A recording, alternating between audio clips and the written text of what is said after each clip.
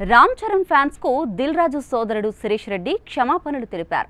తాను మాట్లాడిన మాటలతో మెగా అభిమానులు బాధపడినట్లు తెలిసిందని, నా వ్యాఖ్యల పట్ల ఎవరైనా ఇబ్బంది పెట్టుంటే క్షమాపణలు కోరుతున్నట్లు పత్రికా ప్రకటన విడుదల చేశారు.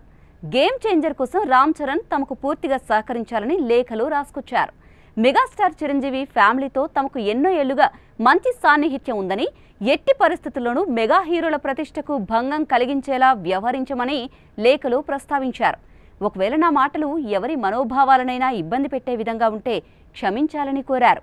గేమ్ చేంజర్ సినిమాతో మా పని అయిపోయిందని అనుకున్నామని, అయితే సంక్రాంతికి వస్తున్నాం సినిమాతో మళ్లీ నిలబడతామనే నమ్మకం వచ్చిందని అంతకుముందు శిరీష్ రెడ్డి ఓ ఇంటర్వ్యూలో అన్నారు. కేవలం 4 రోజుల్లోనే మా జీవితం మారిపోయింది అని, సంక్రాంతికి వస్తున్న సినిమా లేకుంటే మా పరిస్థితి ఎలా ఉండేదో ఊహించుకోలేమని అన్నారు. అప్పుడంతా మా పని అయిపోయిందని హేళన చేసేవారు. గేమ్ చేంజర్ ఫ్లాప్ అయింది. హీరో వచ్చి మాకేమైనా సాయం చేశాడా?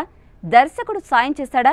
అంత నష్టం వచ్చినా కూడా వారు కనీసం ఒక్క ఫోన్ కాల్ చేసి ఎలా ఉన్నారు, పరిస్థితి ఏంటి అని కూడా ఎవరూ అడగలేదు అని వాపోయారు.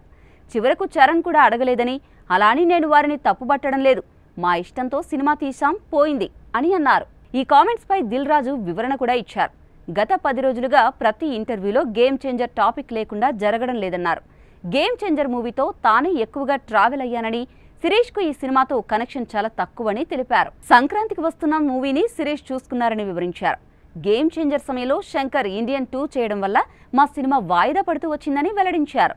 అయినా కూడా రామ్ చరణ్ మా సినిమాకు చాలా ఓపిగ్గా సహకరించి పూర్తి చేశారని దిల్ రాజు తెలిపారు. నా సోదరుడు శిరీష్ మొదటిసారి ఇంటర్వ్యూలో మాట్లాడారని, ఆయన మొత్తం డిస్ట్రిబ్యూషన్ కోణంలోనే ఆలోచిస్తారని అన్నారు.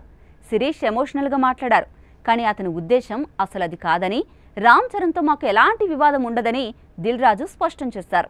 ఈ నేపథ్యంలోనే మెగా ఫ్యాన్స్ నుంచి వ్యతిరేకత రావడంతో శిరీష్ రెడ్డి క్షమాపణలు చెబుతూ లేఖ విడుదల చేశారు.